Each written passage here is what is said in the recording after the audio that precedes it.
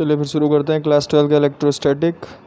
और ये important topic है क्योंकि आपकी फ़िज़िक्स का बहुत ही सारा पार्ट इलेक्ट्रोस्टैटिक से रिलेटेड चीज़ों से के बारे में मिलेगा आपको 12th क्लास में। हम लोग यहाँ पर बेसिकली चार्ज के बारे में पढ़ाई करेंगे। जो भी हमारा चार्ज होता है इलेक्ट्रिक चार्ज, उसके बारे में पढ़ेंगे। और इलेक्ट्रोस्टैटिक जो होती है वो एक फ़िज़िक्स की एक ब्रांच होती है, इलेक्ट्रोमैग्नेटिज्म उसका पार्ट होता है। उसके दो पार्ट होते हैं इलेक्ट्रोमैग्नेटिज्म के, एक इलेक्ट्रोस्टैटिक और दूसरा होता है इलेक्ट्रोडायनेमिक्स।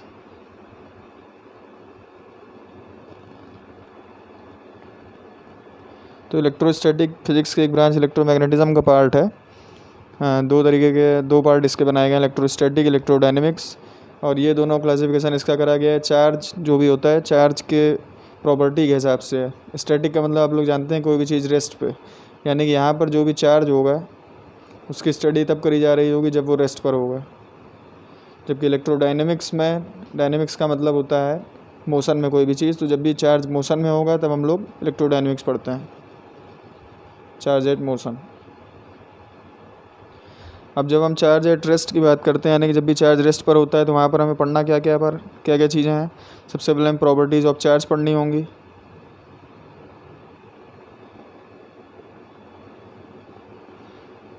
इसके अलावा हम लोग इसमें पढ़ेंगे potential, Gauss law, Coulomb's law,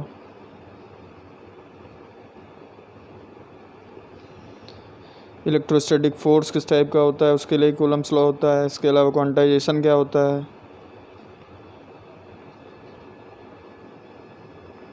इसके अलावा हम लोग इसमें कैपेसिटेंस भी पढ़ेंगे, कैपेसिटर भी पढ़ेंगे, और भी बहुत सारी चीज़ें हम लोग इलेक्ट्रोस्टैटिक के अंदर पढ़ने वाले हैं। क्योंकि अगर हम बात करें जब मोशन में होगा चार्ज यानी इलेक्ट्रोडायनेमिक्स की, तो यहाँ पर हम लोग जब पहले भी छोटे क्लासेस में पढ़ा है, जब भी चार्ज मोशन करता है तभी करंट जनरेट होता है, यानी कि हम लोग इलेक्ट्रिक करंट इसी में पढ़ते हैं। इलेक्ट्रोडायनेमिक्स में इलेक्ट्रिक करंट, मैग्नेटिज्म, आपकी 12th क्लास में मैग्नेटिज्म भी है, alternating current AC, direct current DC, इसके अलावा EMF जो आपने क्लास 10 में भी थोड़ा बहुत लेक्चर पढ़ा है, और इसके अलावा और भी कई सारी चीज़ें। तो बेसिकली हमको जो सबसे मेन बेसिक पता होना चाहिए कि चैप्टर हम पढ़ क्यों रहे हैं। तो ये चैप्टर एक फिज़िक्स की ब्रांच इलेक्ट्रोमैग्नेटिज्म का पार्ट है, जिसको दो पार्ट में डिवाइड किया गया है। और मेनली इसमें पढ़ाई चार्ज के बारे में करी जाती है, उसकी प्रॉपर्टीज़ के बारे में, उसके बिहेवियर के बारे में। और चार्ज की प्रॉपर्टी के हिसाब से इसको दो पार्ट में डिवाइड किया है, इलेक्ट्रोस्टैटिक और इलेक्ट्रो डायनेमिक्स में। जब चार्ज रेस्ट पे होता है तो उसकी स्टडी करते हैं हम लोग और उसको बोलते हैं इलेक्ट्रोस्टैटिक्स। जबकि चार्ज जब मोशन में होता है तो उसकी स्टडी को हम बोलते हैं इलेक्ट्रोडायनेमिक्स। यहाँ पर जो मेन चीज़ें हम लोग को पढ़नी होंगी, पोटेंशियल पढ़ना होगा, चार्ज के बीच में फोर्सेस कैसे लगते हैं उसके लिए कूलम्ब्स लॉ पढ़ना होगा, गॉस लॉ पढ़ना होगा, चार्ज की प्रॉपर्टी से रिलेटेड एक क्वांटाइजेशन आएगा, एक सुपरपोजिशन ऑफ चार्ज आएगा। ये सारी चीज़ें हमको पढ़नी होंगी। इलेक्ट्रिक फील्ड क्या होती है, इलेक्ट्रिक फील्ड लाइंस क्या होती हैं, सारी चीज़ें हमको इलेक्ट्रोस्टैटिक में पढ़नी होंगी। जबकि इलेक्ट्रोडायनेमिक्स जब हम लोग पढ़ेंगे वहाँ पे electric current, magnetism, AC, DC, EMF और भी बहुत सारी चीज़ें। तो सबसे पहली बात आती है कि चार्ज क्या होता है ये, क्योंकि इतना बड़ा टॉपिक तो बना दिया गया। जब तक हमको चार्ज के बारे में ही नहीं पता होगा तब तक पढ़ने का कोई मतलब ही नहीं बनता। तो सबसे पहले हम लोग देखते हैं चार्ज होता क्या है।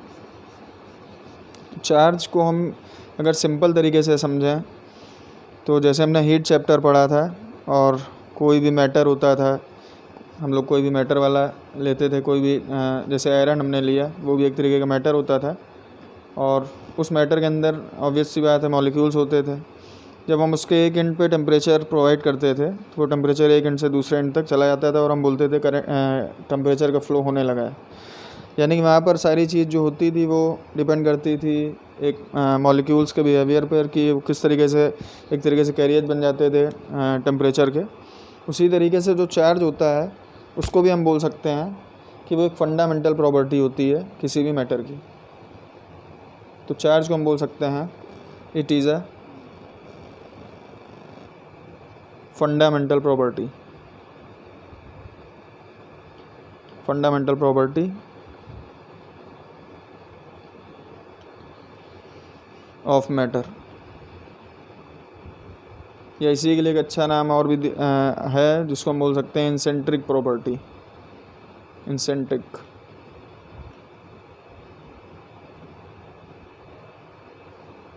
अब इंसेंट्रिक प्रॉपर्टी का मतलब क्या होता है? फंडामेंटल प्रॉपर्टी को ही इंसेंट्रिक प्रॉपर्टी बोला जाता है।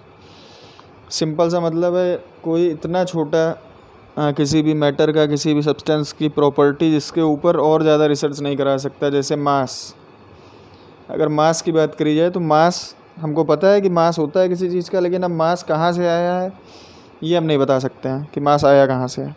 इसी तरीके से जो हमारा चार्ज होता है वो भी एक इंसेंट्रिक प्रॉपर्टी, एक फंडामेंटल प्रॉपर्टी है। हमको बता दिया गया है कि बस इलेक्ट्रिसिटी का फ्लो चार्ज के थ्रू होता है और चार्ज किसी भी मैटर की फंडामेंटल प्रॉपर्टी होती है।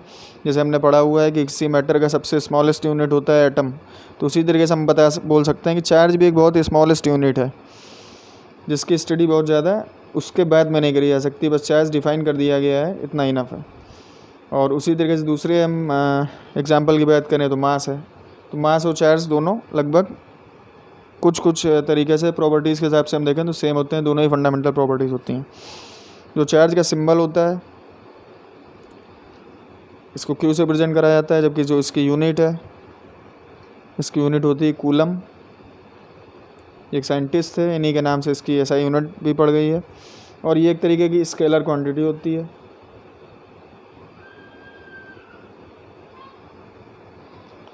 बेसिकली दो तरीके के चार्ज होते हैं, पॉजिटिव चार्ज और नेगेटिव चार्ज। ये सब छोटे की चीज़ें हैं। आज फर्स्ट लेक्चर में मेनली बेसिक की बात होगी, जो हम लोगों ने बेस पढ़ा हुआ है पहले।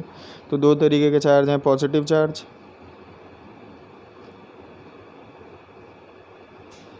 और नेगेटिव चार्ज।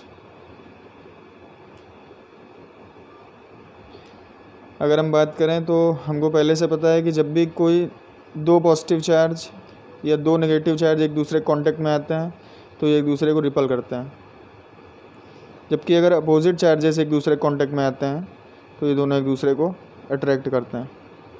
ये चार्ज की प्रॉपर्टी होती है।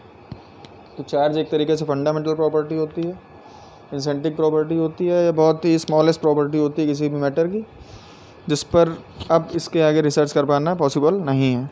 इसको क्यू से रिप्रेजेंट करा जाता है। इसकी जो एसआई यूनिट बनाई गई वो कूलम है। एक तरीके की स्केलर क्वांटिटी होती है क्योंकि इसमें डायरेक्शन का कोई रिक्वायरमेंट नहीं होता है। और चार्ज दो तरीके के डिफाइन करे गए हैं, पॉजिटिव चार्ज और नेगेटिव चार्ज। जब भी दो पॉजिटिव चार्ज या दो नेगेटिव चार्ज यानी कि सेम चार्जेस एक दूसरे कॉन्टेक्ट में आते हैं तो एक दूसरे को रिपल करते हैं, जबकि अपोजिट चार्जेस जब एक दूसरे कॉन्टेक्ट में आते हैं तो वो एक दूसरे को अट्रैक्ट करते हैं। अब हम लोग और आगे बढ़ते हैं। तो अभी हमने चार्ज और मास की बात करी, तो एक बार हम चार्ज और मास दोनों को कंपेयर करके देखते हैं, क्योंकि दोनों ही फंडामेंटल प्रॉपर्टीज़ हैं। तो कौन सी ऐसी चीज़ है जो दोनों में अनइक्वल होती है? वैसे तो हमने बोला कि दोनों स्मॉलेस्ट यूनिट्स हैं किसी भी मैटर की या मैटर की फंडामेंटल प्रॉपर्टीज़ हैं, लेकिन दोनों में मेनली डिफरेंस क्या होता है ये भी हमको पता होना चाहिए। तो अब हम लोग बात करते हैं difference between charge and mass, जो फंडामेंटल डिफरेंस होता है। तो अब एक तरफ हम लिख देते हैं चार्ज और दूसरा हो गया मास। अगर हम चार्ज की बात करें तो एक लाइन और याद दिमाग में रख लीजिए कि जो भी चार्ज होता है उसमें मास होगा ही कंपलसरी है, लेकिन हर मास में चार्ज हो ये कोई ज़रूरी नहीं होता है। तो एक लाइन याद रख लीजिए कि charge always comes with mass, but इसका जो भी उल्टा है वाइस वर्सा है वो ट्रू नहीं होता है। चार्ज हमेशा मास के साथ आएगा, यानी कि हर चार्ज में कोई ना कोई मास होगा, बट हर मास वाली चीज़ में चार्ज हो ये ज़रूरी नहीं होता है। अब अगर हम लोग बात करें चार्ज और मास के डिफरेंस में, तो सबसे पहले बेसिक डिफरेंस जो होता है वो हमको पता है कि चार्ज पॉजिटिव और नेगेटिव दो तरीके के होते हैं, जबकि मास हमेशा पॉजिटिव ही होता है। हमने मास, अभी किसी भी चीज़ का मास की बात करें तो अगर 1 kg है तो -1 kg कोई मतलब नहीं होता है, हमेशा पॉजिटिव होता है। लेकिन हमने -q और +q दोनों तरीके के चार्जेस पढ़े हुए हैं। इसी के साथ अगर चार्ज मोशन में है तो मोशन के साथ में स्पीड बढ़ने के साथ में चार्ज के ऊपर कोई इफेक्ट नहीं पड़ता, यानी कि charge is independent of mass और independent of speed.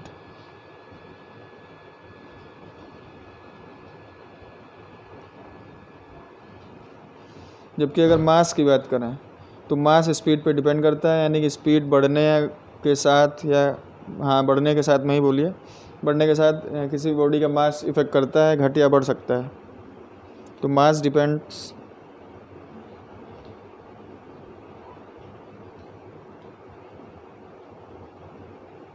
Upon speed,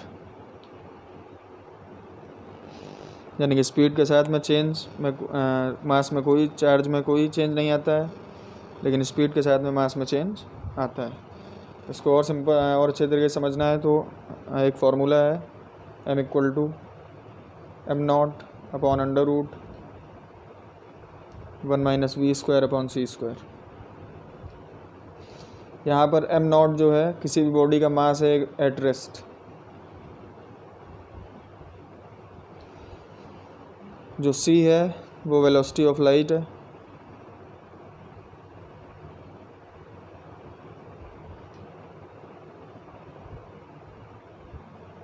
और जो v है वो उस ऑब्जेक्ट की, उस मास वाले m0 मास वाले ऑब्जेक्ट की वेलोसिटी है, वेलोसिटी ऑफ ऑब्जेक्ट।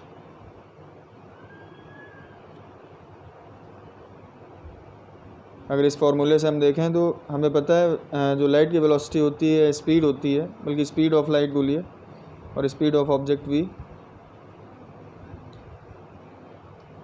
ये स्पीड ऑफ लाइट है जबकि ये स्पीड ऑफ ऑब्जेक्ट है। हमको पता है लाइट की स्पीड कितनी होती है, लाइट की स्पीड होती है कितनी, 3 × 10⁸ मीटर पर सेकंड।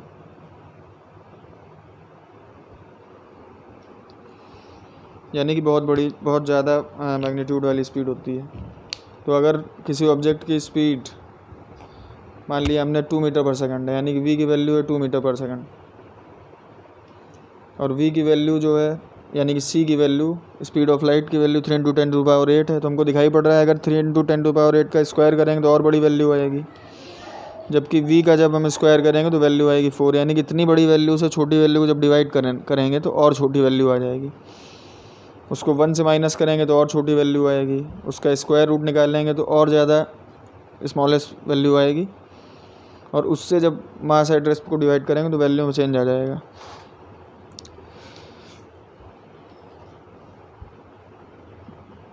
यानी कि मास जो होता है वो स्पीड पर डिपेंड करता है। तो ये हमने दो डिफरेंस देखा कि मास हमेशा पॉजिटिव और नेगेटिव दोनों फॉर्म में पाया जा सकता है, जबकि जबकि जो मास होता है वो केवल पॉजिटिव होता है। अब बात करते हैं इसके आगे एक कॉन्सेप्ट आपकी बुक में और दिया हुआ है, conservation of energy, conservation of charge, और ये वही चीज़ है जो हम लोग पहले पढ़ते थे, कंजर्वेशन ऑफ एनर्जी। अगर इसके कंजर्वेशन ऑफ एनर्जी के एग्जांपल्स की हम बात करें तो आपने बर्नौली थ्योरम पढ़ा है क्लास 11th में।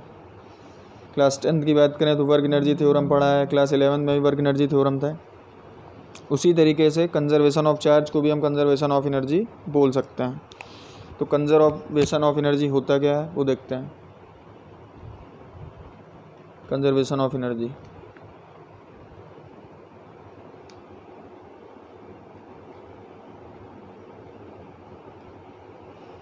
कंजर्वेशन ऑफ एनर्जी का मतलब होता है charge can neither be created nor be destroyed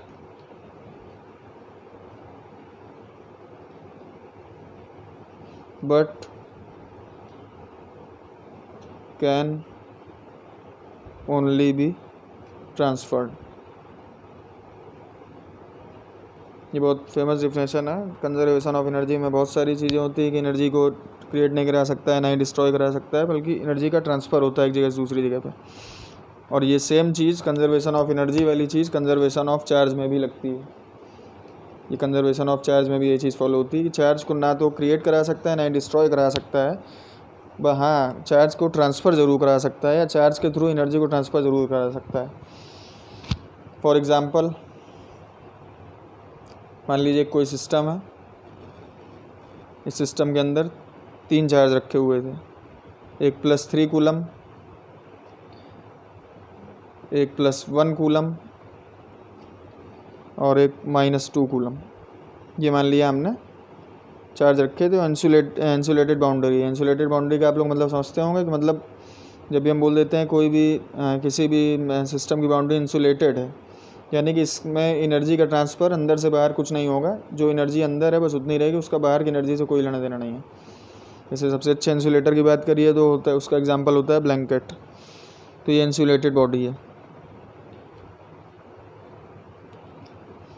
insulated boundary इसकी इस सिस्टम की है। तो एक बॉक्स के अंदर 3 चार्ज रखे हुए थे, +3 1C -2C। अब हमने क्या किया कि इन तीनों इस बॉक्स को उठा करके कस के ऐसे करके हिला देते हैं। तो इससे क्या हुआ, यही कंजर्वेशन ऑफ एनर्जी, अब आपको पता चलेगा हुआ क्या। ये हो गया +2C, ये हो गया +3C, और हमसे पूछा गया इस चार्ज की वैल्यू कितनी होगी। इस चार्ज की वैल्यू हमको निकालनी है,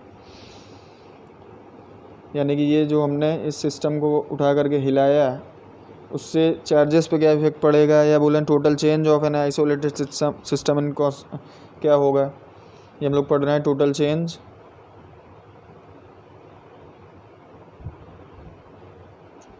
in an of N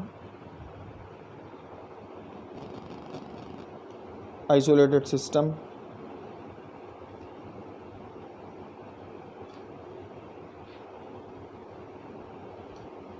is constant. ये एक लाइन आपको याद रखनी है। किसी भी सिस्टम में जो टोटल चेंज होता है वो हमेशा कांस्टेंट होता है, यानी कि जो पहला वाला ब्लॉक है इसमें टोटल चार्ज जितना रहा होगा, सेकंड में भी टोटल चार्ज उतना ही रहेगा। अगर हम मान लें ये Q1 चार्ज था, ये Q2 चार्ज को रिप्रेजेंट कर रहा है, ये Q3 चार्ज को कर रहा है, उसी तरीके से ये Q1 डैश है, ये Q2 डैश है और ये Q3 डैश है, और दोनों सिस्टम बिल्कुल सेम है, आइसोलेटेड सिस्टम है। तो इसका मतलब जो चेंज आया होगा इस को हिलाने के बाद इस वाले सिस्टम में वो कांस्टेंट होगा, यानी कि जितने टोटल नंबर ऑफ़ चार्जेस यहाँ होंगे उतने ही टोटल नंबर ऑफ़ चार्जेस यहाँ होंगे। या और सिंपल लैंग्वेज में बोलें तो मैग्नीट्यूड दोनों ही सिस्टम का चार्जेस के रिस्पेक्ट में सेम होगा। तो अगर हम इसकी बात करें पहले वाले सिस्टम की, तो यहाँ पर Q1 + Q2 + Q3 इक्वल्स होगा Q1 dash + Q2 dash + Q3 dash. मतलब आइसोलेटेड सिस्टम में जो टोटल चार्ज होते हैं वो इक्वल होते हैं। और ऐसा ही हम लोगों ने यही चीज़ हम लोगों ने पढ़ी थी क्लास 11 में लास्ट ईयर बर्नौली में, कि जहाँ से वाटर इनलेट होता था, जहाँ से वाटर आउटलेट होता था, दोनों तरफ हम लोग क्या करते थे, एनर्जी का कंजर्वेशन करते थे। P + ρg + r ρv² = constant, ये हम लोग क्लास 11 में पढ़ा था। वही सेम चीज़ यहाँ पर चार्ज के रिस्पेक्ट में हो रही। तो अगर Q1 की बात करें तो Q1 कितना है, +3C। Q2 की बात करें तो Q2 कितना है, +2C, जबकि Q3 है -1C। इधर साइड की बात करें इस वाले सिस्टम की, तो Q1 डैश की वैल्यू है +2C, Q2 डैश की वैल्यू है +3C, Q3 हमको पूछा गया है Q-3। ये आ गया 3 + 2 5, 5 - 1 4C = 2 + 3 5C, यानी 5 कूलम प्लस Q-3, या यहाँ से Q-3 की वैल्यू आ गई -1C। यानी कि यहाँ पे चार्ज से एनर्जी का ट्रांसफ़र तो हुआ है, लेकिन आइसोलेटेड सिस्टम में टोटल चेंज जो हुआ है चार्ज का वो कांस्टेंट है। देखिए कैसे, अगर इस सिस्टम में टोटल चार्ज की बात करें तो 3 + 1 4 और 4 - 2 2C। इस पूरे सिस्टम में जो चार्ज है वो 2 कूलम है, और इसकी वैल्यू हमने निकाली इस वाले की -1C, ये -1C आया। इस सिस्टम की बात करें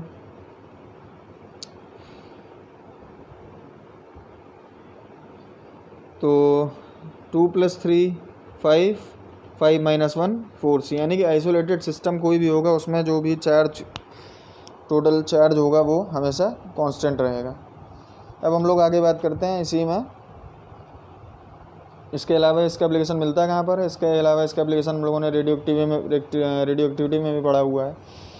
जब हम लोगों को कोई एक रेडियो एक्टिव एलिमेंट दिया जाता था, उससे बोला जाता था कि अल्फ़ा पार्टिकल निकालना है, बीटा पार्टिकल निकालना है, तो हम लोग अल्फ़ा पार्टिकल निकाल रहे होते थे क्योंकि हमें कंजर्वेशन ऑफ एनर्जी करना होता था, ताकि दोनों साइड में जो भी न्यूट्रॉन प्रोटॉन वगैरह हों उनका सबका बैलेंस बना रहे। अब इसी में एक अगला कॉन्सेप्ट आता है क्वांटाइजेशन ऑफ चार्ज। ये मोस्ट इम्पॉर्टेंट है, क्वांटाइजेशन ऑफ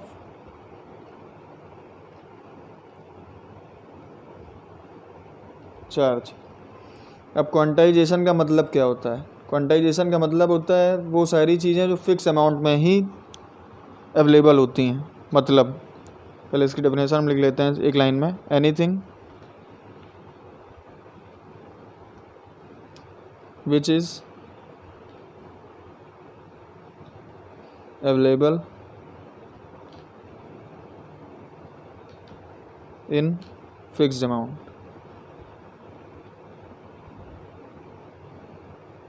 मतलब जैसे हम बात करें जो भी चीज़ें फिक्स अमाउंट में अवेलेबल होती हैं उसको उसी को हम बोलते हैं क्वांटाइज्ड है वो चीज़।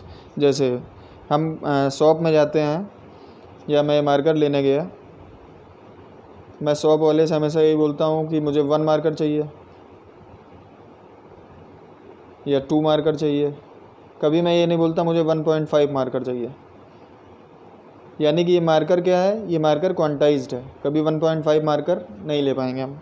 इसी तरह के पेन लेने जाएंगे तो आप बोलेंगे 2 पेन दे दो, 3 पेन दे दो, लेकिन 2.5 पेन, 3.5 पेन कभी आप शॉपकीपर से नहीं मांगते, क्योंकि पेन हमारा क्वांटाइज्ड एक तरीके से प्रॉपर्टी इसकी होती है।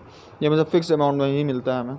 उसी तरह का हमारा फूड, जैसे रोटी हम लोग घर में खाते हैं, तो रोटी हम लोग 1 भी खा सकते हैं, 2 भी खा सकते हैं, 2.5 भी खा सकते हैं। तो रोटी हमारी जो हुई, चपाती जो हुई, वो क्वांटाइज्ड मटेरियल नहीं है।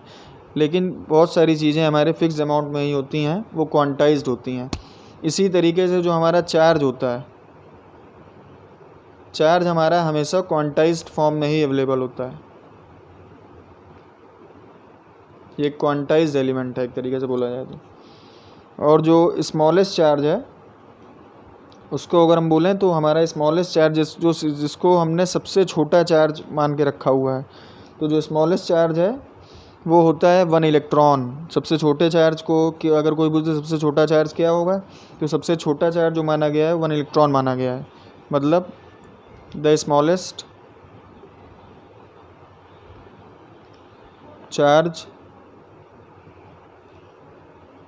that can exist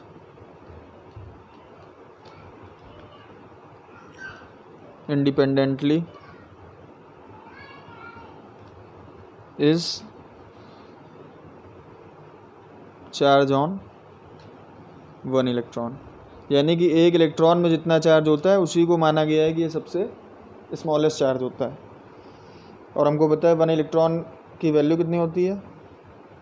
1 इलेक्ट्रॉन की वैल्यू जो होती है वो होती है 1.6 इंटू 10⁻⁻19 कूलम। इसको फंडामेंटल चार्ज भी बोलते हैं। सबसे छोटा चार्ज है, सीधी सी बात है, फंडामेंटल चार्ज भी होगा। ये फंडामेंटल चार्ज भी होता है ये।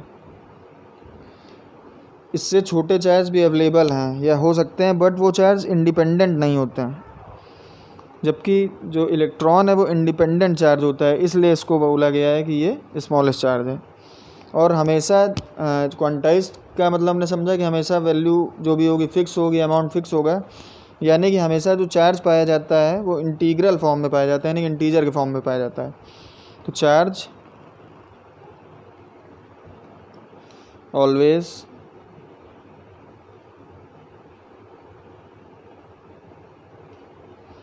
exist in इंटीग्रल फॉर्म या इंटीजर फॉर्म बोल सकते हैं। यानी कि चार्ज हमेशा कैसे मिलेगा?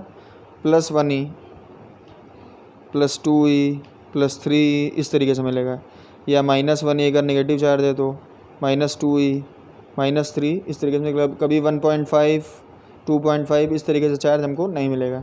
इसी से ही हम बोल सकते हैं कि n तक हम जा सकते हैं, यानी कि कोई भी नंबर जो n की वैल्यू होगी हमेशा क्या होगी? इंटीजर होगी। कभी भी नॉन इंटीजर वैल्यू वाला चार्ज पॉसिबल नहीं है। तो क्वांटाइजेशन क्या हो गया? क्वांटाइजेशन एक प्रॉपर्टी होती है, ये भी एक तरीके की प्रॉपर्टी है। इसका मतलब होता है कि चार्ज हमेशा फिक्स्ड अमाउंट में मिलेगा, या जो भी चीज़ फिक्स्ड अमाउंट में मिलती है उसको हम बोलते हैं क्वांटाइज चीज़ है। जैसे हमारा मार्कर, पेन या और भी बहुत सारी चीज़ें। तो चार्ज भी हमारा क्वांटाइज्ड होता है। अगर स्मॉलेस्ट चार्ज की बात करें जो इंडिपेंडेंटली पाया जाता है तो वो होता है इलेक्ट्रॉन। इलेक्ट्रॉन की वैल्यू हमको मालूम है 1.6 इंटू 10⁻⁻19 कूलम, और इसी को हम फंडामेंटल चार्ज भी बोलते हैं। वैसे चार्ज और भी बहुत सारे छोटे चार्जेस अवेलेबल हैं, लेकिन वो इंडिपेंडेंट फॉर्म में नहीं होते, इसलिए उनको हम फंडामेंटल चार्ज नहीं बोलते हैं। और क्वांटाइज्ड होता है चार्ज, इसलिए हमेशा इंटीग्रल फॉर्म में पाया जाएगा, यानी कि +1e +7e +9e इस तरीके से चार्ज हमेशा मिलता है। अब हमने बोला कि जो +ne या -ne तक चार्ज जा सकता है, तो यानी कि n की वैल्यू जो भी यहाँ पर होगी वो हमेशा इंटीजर होगी। और इसी से ही एक फार्मूला जो 10 क्लास में भी पढ़ा था, या बेसिक हमें किसी भी ऑब्जेक्ट में अगर चार्ज की वैल्यू निकालनी होगी तो हम हमेशा यही फार्मूला यूज़ करेंगे कि जो Q होता है वो ±ne के बराबर होता है, जहाँ पर जो E होगा वो चार्ज ऑन इलेक्ट्रॉन है,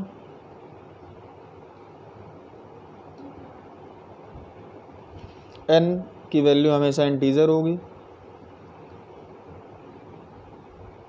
जबकि Q जो होगा वो चार्ज ऑन बॉडी।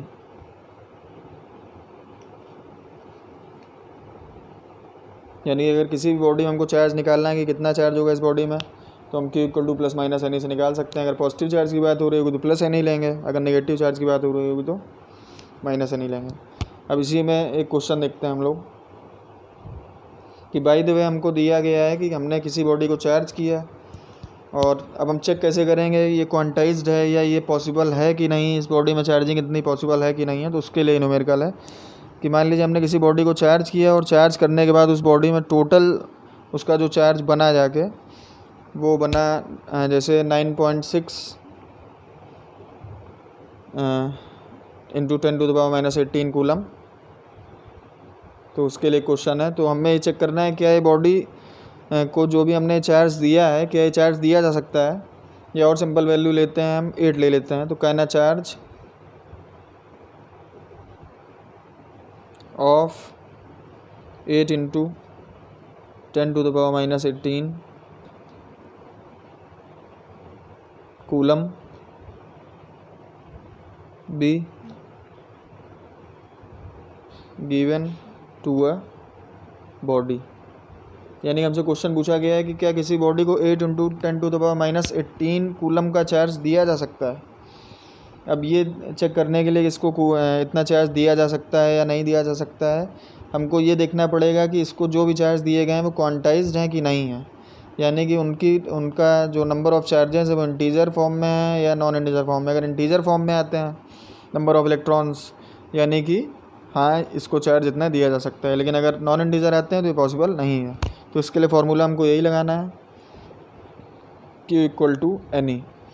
अब ये जो 8 इंटू 10⁻18 -18 वैल्यू दी गई है Q की दी गई है, क्योंकि हमें दिखाई पड़ रहा है कि ये बॉडी को चार्ज देने के लिए बोला गया है, यानी Q की वैल्यू है 8 इंटू 10⁻⁻18।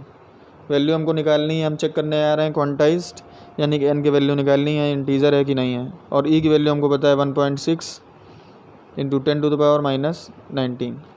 तो यहाँ से जो n की वैल्यू आएगी वो आएगी 8 इंटू 10⁻⁻18 अपॉन 1.6 इंटू 10⁻⁻19। अब इसको सॉल्व करते हैं, ये पॉइंट हटा के 0 बढ़ाया, 16 5 ज़ा 80, इस पावर को ऊपर लेके जाएंगे तो ये आ जाएगा 5 इंटू 10⁻⁻18 इंटू 10⁻19, और सॉल्व करेंगे एक्सपोनेंट पावर, तो ये 19 - 18 1 हो जाएगा, यानी कि 10 की पावर 1 यानी कि 10, 5 इंटू 10 यानी कि n = 50। तो यहाँ से हमको दिखाई पड़ रहा है कि इस बॉडी को चार्ज करने के लिए या इतनी वैल्यू तक चार्ज करने के लिए 50 नंबर ऑफ़ इलेक्ट्रॉन्स दिए गए होंगे, और n क्या है हमारा 50 है, यानी कि 50 होता है एक इंटीजर वैल्यू। यानी कि बिल्कुल ठीक बात है, हम इस बॉडी को 8 इंटू 10⁻⁻18 कूलम तक चार्ज कर सकते हैं। तो ये होता है क्वांटाइजेशन ऑफ चार्ज, यानी कि क्वांटाइजेशन चेक करने के लिए अधिकतर हम लोगों को चेक करना होगा n की वैल्यू। अगर n की वैल्यू इंटीजर आ रही है तो इसका मतलब उस बॉडी को बिल्कुल सही चार्ज किया गया है। अगर n की वैल्यू पॉइंट में आ रही है, डेसिमल में आ रही है, तो इंटीजर तो हो नहीं सकती, इसलिए उस बॉडी को हम चार्ज नहीं कर सकते और वैल्यू गलत होगी। तो अभी तक हम लोगों ने देखा कि इलेक्ट्रोस्टैटिक वाली बात होती क्या है, फिज़िक्स की किस ब्रांच का एक पार्ट है। तो हमने देखा कि मैग्नेटिज्म का चार्ज पार्ट होता है। उसके बाद हमने देखा चार्ज क्या होता है, चार्ज का मास से कंपेरिजन हमने किया है। फिर चार्ज की यूनिट क्या होती है, उसके कुछ बेसिक बातें हैं जो हम लोग को पता भी हैं, बट फर्स्ट लेक्चर है इसलिए वो ही बताना ज़रूरी है। उसके बाद हमने देखा कि चार्ज में कंजर्वेशन किस तरीके से होता है। फिर उसके बाद क्वांटाइजेशन। अब इसी में आता है एक चीज़ और हमें सीखनी है कि बॉडी को चार्ज किस तरीके से किया जा सकता है, किस तरीके से बॉडी को चार्ज कर सकते हैं, how we can charge any body, या मेथड्स ऑफ चार्जिंग, या ways of charging. Ways of charging, किस तरीके से चार्ज करा जा सकता है, वेज ऑफ चार्जिंग। ये सब चीज़ें आगे चल के काम आएंगी, इसलिए फर्स्ट लेक्चर भी बहुत इंपॉर्टेंट है। तो सबसे पहला मेथड जो होता है वो होता है charging by conduction. Charging by conduction, conductor आप लोगों ने नाम सुना होगा, कंडक्शन। इसका मतलब इसमें किसी भी बॉडी को चार्ज करने के लिए हमको दूसरी एक चार्ज बॉडी की ज़रूरत पड़ती है। यानी कि एक बॉडी तो न्यूट्रल होगी, लेकिन दूसरी बॉडी ऐसी होगी जो ऑलरेडी चार्ज होगी, और उन दोनों को हम कांटेक्ट में रख देते हैं एक दूसरे के। तो एक तरीके से देखें तो ये डायरेक्ट कांटेक्ट मेथड होता है। ये है डायरेक्ट कांटेक्ट मेथड। मतलब जैसे हमने दो बॉडी ली, एक बॉडी ए ये है जो नेगेटिवली चार्ज थी, एक बॉडी बी है जो न्यूट्रल है। अब न्यूट्रल बॉडी का मतलब होता है क्या, न्यूट्रल बॉडी में कोई चार्ज नहीं होता है? ऐसा नहीं है। न्यूट्रल बॉडी में चार्ज होते हैं, पॉजिटिव चार्ज भी होता है, नेगेटिव भी चार्ज होता है, लेकिन दोनों को मैग्नीट्यूड सेम होते हैं। इस वजह से दोनों एक दूसरे को कैंसिल कर देते हैं और हम बोलने लगते हैं बॉडी न्यूट्रल है। तो हमने एक बॉडी ए ली जो कि नेगेटिवली चार्ज है, जबकि एक बॉडी बी ली जो कि पॉजिटिव चार्ज है। अब हम क्या करते हैं कि इन दोनों बॉडीज़ को कॉन्टैक्ट में रख देते हैं एक दूसरे के, ए और बी को। जब हम कांटेक्ट में रखते हैं तो हम देखते हैं कि जो ए बॉडी है जो नेगेटिवली चार्ज बॉडी थी, उससे क्या होने लगता है, जो भी चार्ज होते हैं उनका बी बॉडी में ट्रांसफ़र शुरू होने लगता है, या बी बॉडी को के पास चार्ज जाने लगते हैं। और जैसे ही बी बॉडी के पास चार्ज जाते हैं हम बोलने लगते हैं कि कंडक्टर ए की वजह से हमारी बॉडी बी भी चार्ज हो गई है। यही है चार्जिंग बाई कंडक्शन।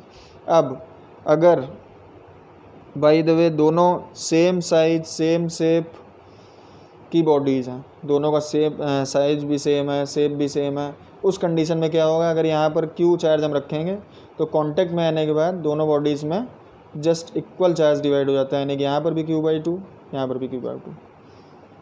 बाकी और किस तरीके से होता है वो हम लोग आगे पढ़ेंगे। अभी बेसिक पढ़ने के लिए समझ लीजिए कि कंडक्शन एक मेथड होता है चार्जिंग का, जिसमें डायरेक्ट कॉन्टैक्ट में चीज़ों को रखा जाता है। एक बॉडी न्यूट्रल है, एक बॉडी चार्ज है। इन दोनों को जब हमने कांटेक्ट में रखा है तो चार्ज बॉडी से न्यूट्रल बॉडी की तरफ चार्ज का फ्लो स्टार्ट हो गया, जिसकी वजह से दोनों बॉडीज़ चार्ज हो गई। और अगर दोनों बॉडीज़ का साइज और शेप सेम है, उस कंडीशन में जो चार्ज का डिस्ट्रीब्यूशन होगा वो इक्वल होगा। जो दूसरा मेथड होता है वो होता है इंडक्शन मेथड, चार्जिंग बाई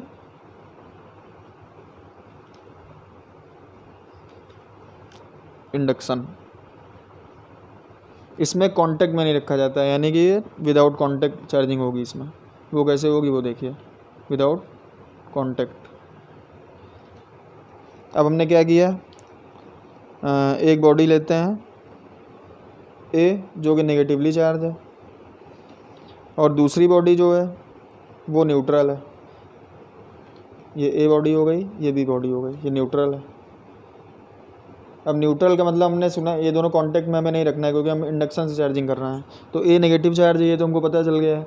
अब बॉडी बी की अगर बात करो, न्यूट्रल है, यानी कि इसमें जो पॉजिटिव चार्ज और नेगेटिव चार्ज होंगे उनकी दोनों की वैल्यू सेम होगी। यानी कि ये हो गया पॉजिटिव चार्ज, ये हो गया नेगेटिव चार्ज। ये अभी डिस्टर्ब करके तो बना देते हैं थोड़ा। ये नेगेटिव चार्ज है, ये पॉजिटिव चार्ज है, और दोनों नंबर ऑफ़ चार्जेस दोनों बराबर हों, क्योंकि उनको न्यूट्रल होना है बाद में। अब हमें इसको इंडक्शन से चार्ज करना है। अब हम देख रहे हैं कि यहाँ पर ये बॉडी भी नेगेटिव है, भले इसको कांटेक्ट में नहीं रखेंगे, लेकिन इलेक्ट्रिक फील्ड की वजह से, जो कि हम थर्ड लेक्चर में पढ़ेंगे, अभी सेकंड लेक्चर कल का जो होगा कूलम्स लॉ का होगा।